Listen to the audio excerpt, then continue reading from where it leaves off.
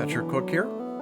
Welcome to session number 38 of our Mastering Mandelbulb3D Formulas.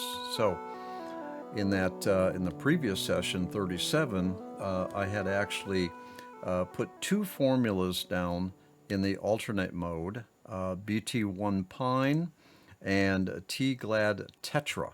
Both of them are very organic, very kind of flowery, flowing, okay? No straight lines anywhere. That's good. And so we ended the last session and me kind of wondered, what am I going to do with this? I could make this an animation, or I could continue out and move towards a high resolution still. But not to damage a good thing. If you don't keep trying stuff, you're never going to know. So I'll tell you what, why don't we do this? Let's experiment. So look, I'm going to turn off T-Glad Tetra. Okay, that little trick, just turn it off.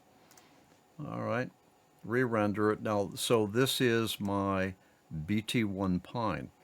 I'm going to go over to formula number 3 here. I'm going to throw something else into it. Let's say I'm going to do let's do Amazing Box. Now, before I punch the Calculate 3D, let me tell you what I'm thinking here. First of all, I turned off the T-Glad Tetra, which is an organic style. Amazing Box has a lot of straight lines to it. All right, very geometrically organized. I wouldn't consider it organic. All right, it's not chaotic either. Well, it is in a way, but anyway, it's not organic.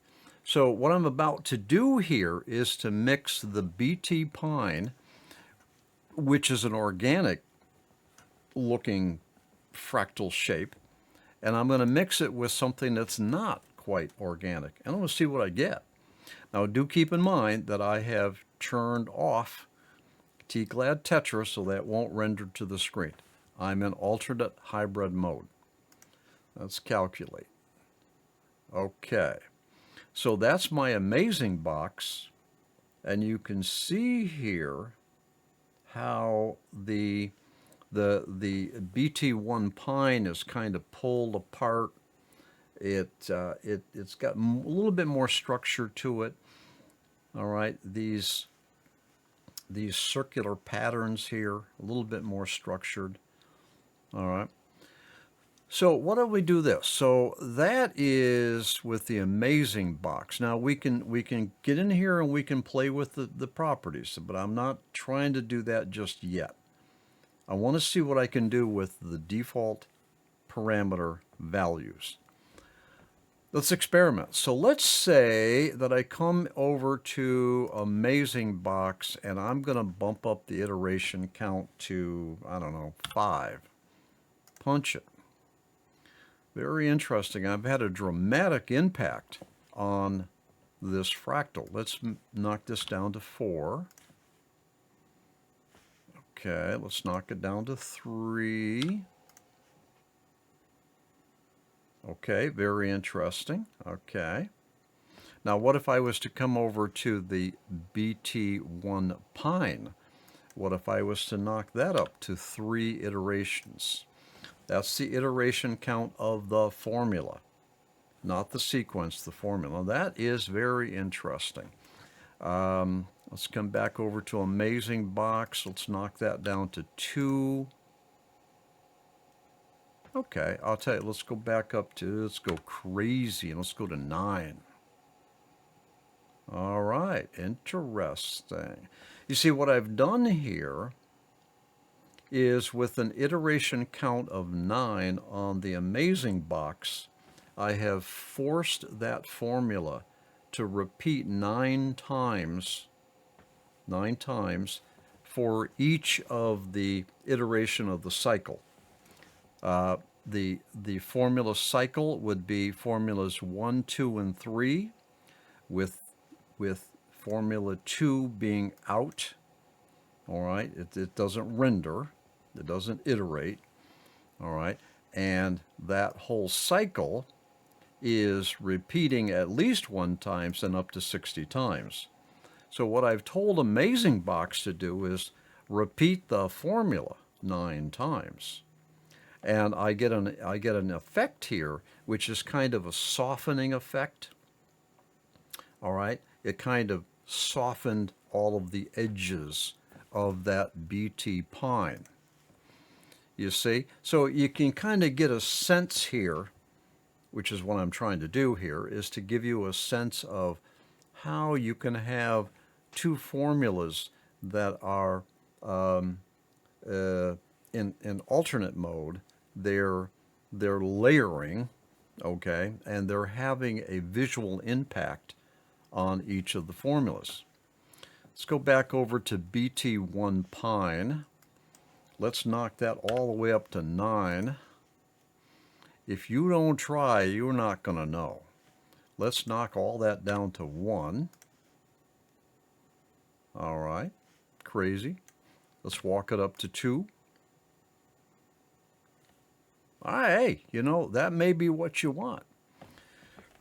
What I do is I experiment with the values. You do not just have values in the properties as I'm demonstrating right now. You have other values. You have the iteration count, which is one of the reasons that we spent time talking about the iteration count early on. You also have the R bailout. All right, and you also have the iteration, the formula sequence iteration. All right, and you also have the inside and outside that you could work with too. I haven't even touched the properties yet, and I'm getting dramatic changes in my fractal. Let's go to 1. Let's get AmazingBox back to 1. Let's render it, see what we got. All right. Now let's go play around with the R bailout. Now the R bailout, if you recall from a very early session in this tutorial series, the R bailout it determines at what point at what equation output the point is no longer within the bounds of the graphic and is out of bounds. So the R bailout is when the value has exceeded, all right, the limits and is thought to have escaped. And an escaped point doesn't display. So the escape point, the R bailout, in this case is 1024, all right, which is the default for the formula that formulas that I've selected. What if I was to have a bailout of half of that? Now that would mean that the calculation would have a value that would escape faster, sooner. Let me put a 500 in there. Let's just see what happens. Well, a little bit happened, a little bit. Let's put 100 in there. Okay. You see how I'm losing detail now? Because the calculations that are occurring for the formula, the values of those are escaping faster. Now, if they escape sooner, that's obviously a point or a pixel that's not going to be written to the screen. All right. Let's put an R bailout of 10. You know, I'm starting to lose color now, but even still, the detail of the graphic is softer. Let's try an R bailout of 5. If you don't try these things, you're not going to know. Working with the Mandelbulb3D is a process of discovery. let's put, we had 1024 in there. Let's put 2000 in there for our bailout. Okay, well, my colors have changed, obviously, but I'm not really getting anything new here, am I? All right, because our bailout now is so far out that all of the pixels, all of the points make it into the display. So the 1024 was probably optimum. So there's my 1024, our bailout. All right, let's leave this session with this thought. You have other ways of modifying your fractal on the screen than the properties. You've got the iteration count for the formula itself.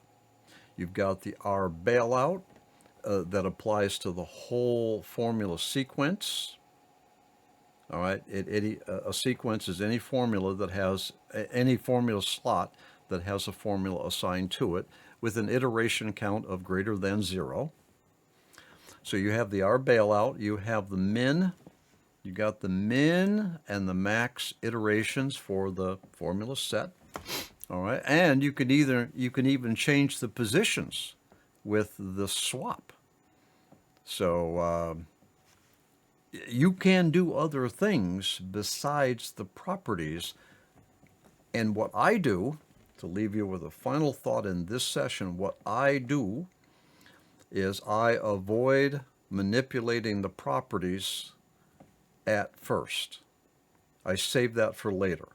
I try to get an object on the screen using the hybrid mode and the formula arrangement and the formula conditioners. I call these down here conditioners. I try to get those kind of nailed in, and then I'll go play with the camera location in the navigator, and I'll play with the properties in the navigator. Okay, enough for now. Over time. I'll see you in the next session.